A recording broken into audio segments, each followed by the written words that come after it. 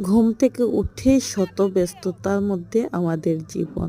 আর আজকে জিতেছিল লাল ড্রেস পরে স্কুলে যাওয়া, ও তো চলে গেল স্কুলে। আর ওইদিকে তুলি রনি ওদের স্কুল যাওয়ার পালা। খেতে তো ওদের অনেক সমস্যা হয়, তার জন্য অনেক জোরাজুরি করে সকালবেলায় একটু খাইয়ে দেওয়া। তো সবাই চলে গেল স্কুলে, আর ওইদিকে যা দিয়ে দিল ঠাকুর। আর আমি চলে গেলাম স্নান করে রান্নাঘরে রান্না করতে। বাচ্চাদের জন্য টুকটাক সকালবেলা রান্না হয়ে থাকে, ওরা খেয়ে গেলে বাকি রান্না চড়ানো হয়।